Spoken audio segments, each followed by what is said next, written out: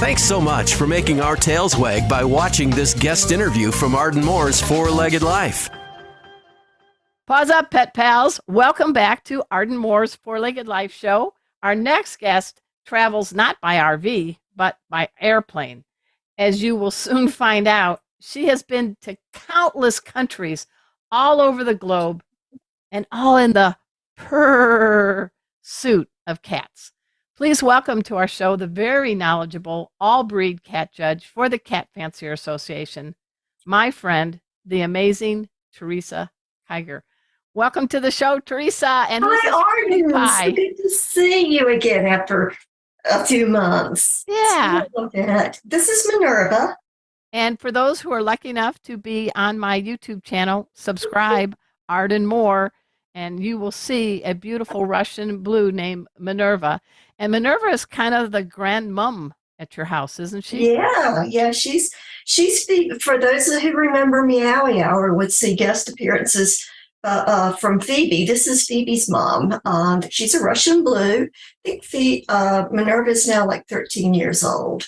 Oh, that's wonderful. This is my husband's girlfriend. Oh, okay. Well, that's okay. It's okay. Every night she's curled up in his lap. Okay. Well, in addition to being an all-breed cat judge for the CFA, Teresa is also a very gifted graphic designer, and she is editor of the award-winning magazine called Cat Talk. And tell us about what is Cat Talk? Cat Talk this is one of the last printed magazines we did. We're now all digital, which is save a tree. Cool. Save a tree. Save a tree. But the other cool thing is that now all the links are hot. And when you're reading it, and then the plan is to eventually we're going to have more media, more in-depth, related material while you're reading it. You can just click on it and go on. I like that. And tell us who your audience is and some topics. Well, it's a publication of CFA. So our primary audience are our breeders, exhibitors, and fanciers. But for those folks who are interested in breeds, interested in health and welfare of cats, and general knowledge, it's a great, great resource. It comes out every other month.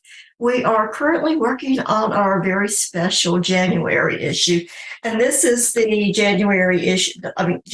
December issue from last year. And I don't know if you can see all of the blue cats. Those are our three blue breeds. Wow. The Russian blue, the Karat, and the Chartreuse. So I wanted to do a blue And she just says that easily. How many breeds are recognized by the Cat Fancier Association for us? 45. 45. Yeah, and as a all-breed cat judge, that means you need to know about everything about 45 cat breeds, correct? Yep. How's your brain? Yeah, well, so every now and then we rub the brain cells together and it works. So what's kind of cool is I think since we've known each other, CFA's actually has 3 breeds that are in the process of becoming fully recognized. Please share. Yeah. So we now have the Lycoy, which has advanced to miscellaneous. So it's approaching full status. And we've just added the Toy Bob, little small kitty. You would love the Toy Bob. And the Kalmani from Thailand are both in the provisional classes. So they are just coming on board. Now, so that's how breeds get accepted. How long have you been with CFA? And I know, isn't CFA the oldest cat registry on the planet? It's not the oldest. Okay. Actually, ACFA, I think, started a little before we did. Okay. But we're the largest registry. Okay. Worldwide. Right. And how long have you been part of that? I've been a judge for 15 years. I have been a breeder and exhibitor for almost 30. Wow. So pre-COVID, you had your travel game plan. It was pretty ready, locked, and loaded. When you say you knew what to bring and all, then we had COVID. And then we had the COVID vacation. How did you pivot during COVID? Because there were virtual cat shows, correct? There were. And, with virtual cat shows, you can't judge by feeling the cat or anything. You're looking at pictures. Yeah. So the criteria were different, but we also had fun shows, like fun photographs. How, is this cat Yeah. the fluffiest or whatever? And that reached a whole different segment of the cat loving population. I like that. Now, any idea, have you kept tabs on tabbies? Any idea how many countries you've actually judged cat shows? I've never really counted it up, but I'm going to say it's at least 20. Wow. Yeah.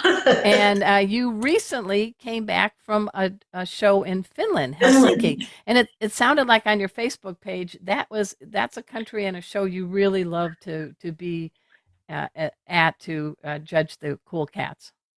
Very cool cats. And actually, this time I got to see Finland and there were leaves on the trees. When I've been before, it was like February. Oh, Snow. But no, it was a very quick trip of necessity. But yeah, just beautiful, beautiful cats and fabulous people. so tell us what your role was there. I know you're judging cats. Was there a certain cat? What were you doing? Because I saw a shout out to some cat named Leo on your Facebook page. No, it's a regular cat show. So I judged. There were four. This was kind of cool. It was a very small show because that's what they could do. So Right. two of us judged in the morning, and then two judged in the afternoon. Just like 100 cats. It was just a different. That's how they're coming out of COVID. They Okay. not quite fully. They were fully open, but the population isn't there yet. So a kitty cat can win things like best of their breed and maybe overall, but then there's other awards too in between those, right? Yes. So what happens with a cat show is every judge will judge every single cat that's Wow. entered in competition at some time during the day. I tell people to look at judging rings like little mini shows. Okay. We judge independently of each other. So the cats that I choose may be completely different than some of my colleagues judge. First, well, judging's broken into 4 different categories: kittens, ages 4 through 8 years old, 8 years, 4 to 8 months old. Okay. And when they reach 8 months old, they go into one of the 2 adult classes: championship for intact cats. That means they got their jewels and you know what else. Okay. Yeah. And they will go on to breeding programs and all Right. like that. Or premiership, which is our neutered and spayed division. Okay. All 3 of those categories are judged to the exact same standard. We don't expect kittens to be fully developed, but that's training camp for show Right. kitties, where they learn to get exposed to different environments and people. Premiership can often be intact cats that are coming back out, or a lot of times it's just, I didn't need a cat of this lineage, but it's a great example. And like in my case, that's how we started showing. We bought a pet Russian blue, and the breeder said he's good enough to show in premiership if you want to. All right. Well, we got about a minute before the break. And the other thing that I do give pause and applause to you and the team at CFA is you also have a household cat category. And that's the 4th category. All cats are welcome, with their jewels, without, with their pedigree. No jewels. Oh. If I meant for the pedigree. Okay. I'm sorry. Yeah. I like to put it as there's a place at the table for all cats in CFA. I love that. And we're going to dive into our world traveler, and maybe she has some airline tips for us because we're all getting out of COVID. Whether you're traveling with a cat or not, we have the expert in the house, and she is Teresa Keiger, all-breed cat judge with the Cat Fancier Association. So you know what to do when we come back from our break. Just sit, purr. We'll be right back. Welcome back to Arden Moore's Four-Legged Life Show. We're talking with Teresa Keiger, all-breed cat judge with the CFA. I'm imagining that you have a suitcase close to you at all times. Pretty much, yeah. I just don't put it up anymore.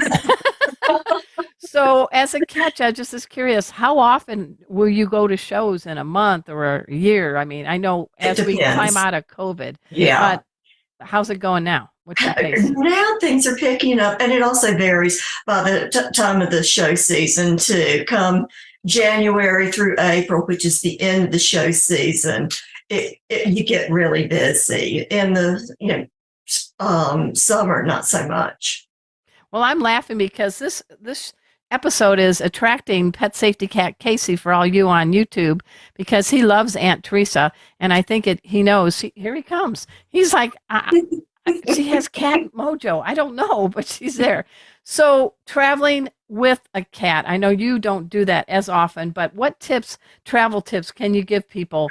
Because you see people coming, with their cats. I'm sure you have traveled in the past with cats, but what's Yes. some good tips nowadays as we climb out of COVID and we're traveling with our pets, whether it's to a cat show or to a vacation place or some other thing? What's your tips?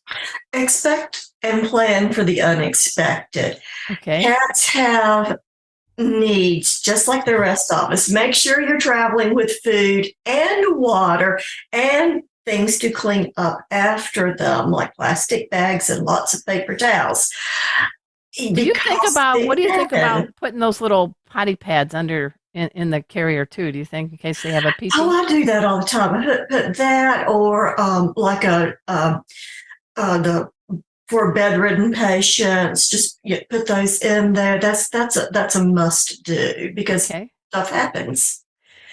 And just make sure that you've got enough that if you get, especially if you're flying, if you get stranded in the airport, you're going to be fine. But you need to have bowls and food. You can find water for your pet, and hopefully some way to be able to give them food and water. I like those pop-out little bowls, those plastic bowls. Those are great. Yeah. And a lot of times I've discovered this when I was showing Persians. You get a large syringe, without the needle. But, yeah. Without the needle. They're called plastic syringes. Yeah. Plastic syringe. And draw up some water and give it to them that way. And that way you don't have water everywhere and they don't get water all over them. Now, I have to confess, years ago, I had a cat named Zeke. And I was told at where you're going through the little screening that I had to take Zeke out of his carrier. Yeah. And Zeke got out of my arms. I never will do that again. And ran into the little store where you get your water and magazines. I'm in hot pursuit, followed by a bunch of TSA people thinking I'm doing some rule breaking. And we all cornered Zeke and got her back in my carrier. I will never do that again. So what you will do is have Zeke in one of these. A harness, with a harness with the leash, so that when you have to take him out, you can grab the leash and he may get down to the ground, but he's not going anyplace. So right. That's really, if you've got a cat, that could be a flight risk. Yes. I thought he wanted to be the pilot. I wasn't sure. I thought he went to pick up a magazine and some coffee, but but it was a big scare. And I think they realized I wasn't trying to take over an airplane. And so I never did that again. Now with Casey, I have a collapsible pet stroller. I feel like one of those regular moms. Mm-hmm. And he's in a harness, tethered. And then I have his little carrier that I put in that fits under the seat that he can fit in. But when we get ready to board, I pop him in the carrier, fold my pet stroller with all the moms, the two-legged baby moms. And it's so neat to wheel him around the airport. He looks like, the guy from, the Titanic. I'm the king of the world. I bet he does. My red and white tabby. And so he loves traveling. But what's your take on something like that? It's easy because it has wheels and I don't break my shoulder. Well, and that is a factor. I usually use a soft-sided carrier that's very, very lightweight. But if you have a travel delay or something like that, that stroller is going to be really good because it'll give him a little bit more room.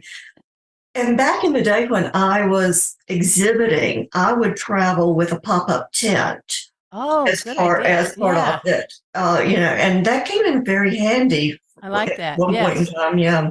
So we're at the cat show, and there's all these cool cats. What's some tips you can give people that are coming to a cat show for the first time? on what to be looking for. I know I love the household cats. I love the Russian blues. I love the Bengals. I mean, I love the Maine Coons too. I love them all. You love them all. So what's your Gotta tip? catch them all. So listen for the, cat shows. We have a schedule, but it's not really by time. It's just in order. So if there's a particular breed that you want to see, just listen for the overhead announcements because all cats are called to the various rings. So if you hear someone say Bombays are being judged in ring 2, and that's the breed you want to see, then go on over there. A lot of times they'll have show guides at check-in, or when you come in. Yes, the CFA has a whole series of your guide to the cat show. Sometimes there'll be posters. Definitely pick up one of those, and if nothing else, they're available on CFA's website, cfa.org. Thank you. And I was going to ask you that. What about you're there judging a cat? Are cats trying to give you bribe money or bribe kibble or something, catnip? But sucking up and for the do this and when they give you a little chin rub. Yeah, you probably got some real personable cats that are really enjoying showing off their looks. They do, yeah. And on the other end, some are like, I've never done this before, and they're scared. I feel like my job is to say, it's okay. I'm not going to kill and eat you, and it'll be fun, especially with the kittens, because you want them to have really good experiences. Well, cats do smell our emotional states, so they absolutely as an all-breed judge, you're trying to set them up for success, right? Yeah, absolutely. Absolutely. And if I'm confident and I'm relaxed, they're going to be confident and relaxed. So we mentioned Finland. Rattle off a few other countries where you've judged cat shows. Sweden, Germany, Kuwait, China, lots of times, Thailand, Malaysia, Japan, South Korea, and I've guest judged in New Zealand and Australia. Oh my gosh. And France, and I said Germany, and Italy. I was in Italy last spring. Nice. How do you keep from having jet lag? You sleep a lot. So what are you packing in your suitcase or your carry-on that is a must? What is a must? Besides underwear. I was thinking, yeah. Well, what's a really good travel take on that help you deal with the long flight? My Kindle. Okay. Or my iPad.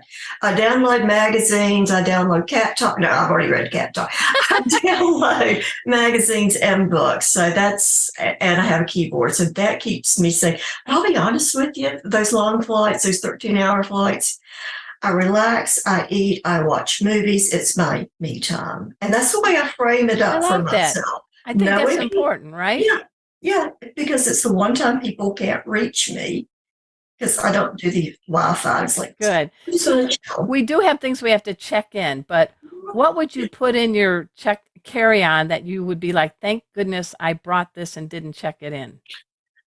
Besides the usual, the meds, the stuff you need. Do you have an extra outfit or something like that? Definitely an extra top. Excuse me, an extra top or two. I'm pretty flexible. My needs are simple.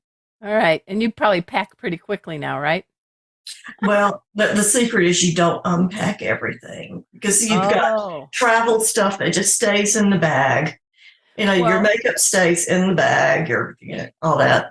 When you're homebound, you live with your Russian blues, Phoebe and Minerva, but share with the folks that also, especially on YouTube, what's in your home right now? What kind of critters do you have right now? I have between 3 litters, 9 baby kittens. 8 of them are 2 weeks to 2.5 weeks old. And then I had a singleton boy who was, so he's going to have playmates. Thank goodness.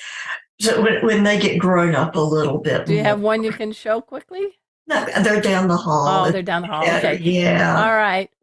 Parting message. And how do people find out more about you, Teresa Keiger? About me? Yeah. Well, again, CFA.org. I am a graphic designer by trade.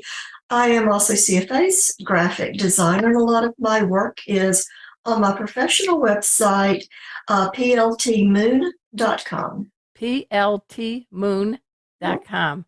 Well, I think you're marvelous. You know, you weren't going to get off the show without one of my silly puns, I right? love your silly puns. That's why I love you. Everyone, I want you to check out Teresa Keiger. I want you to check out the CFA website. It's cfa.org. They're championing all cats, pedigree, and what I affectionately call the mutt cats, or who's your mama, who's your daddy cat.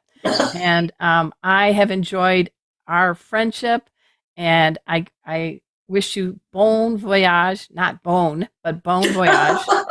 And I really appreciate you being on the show, Teresa. Thank you so much for asking me. It's always a good chance it's always fun to hang out with you. However. Yeah, that's right. That's right. So, hey, that's it for our show today. I want to give pause up to our special guest. We had Cynthia and David Thibault, plus just now, Teresa Keiger. I also want to give a special shout out to our wonderful sponsor, Tevra, the makers of great pet products. You can score a 20% discount. Go to Tevra Pet and enter the code Arden20. That's Arden20. I got all the details on my website, fourleggedlife.com. And I thank all of you, pet pals, for tuning in and the stations airing our show from coast to coast. Subscribe to my show. Just go to fourleggedlife.com. So until next time, this is Arden Moore saying to all you 2, 3, and 4-leggers out there, pause up.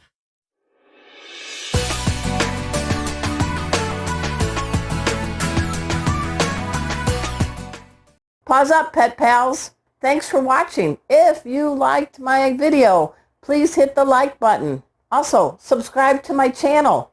I want to keep providing you with great guests, special first aid tips, and yes, more videos of these guys. See you next time. Pause up!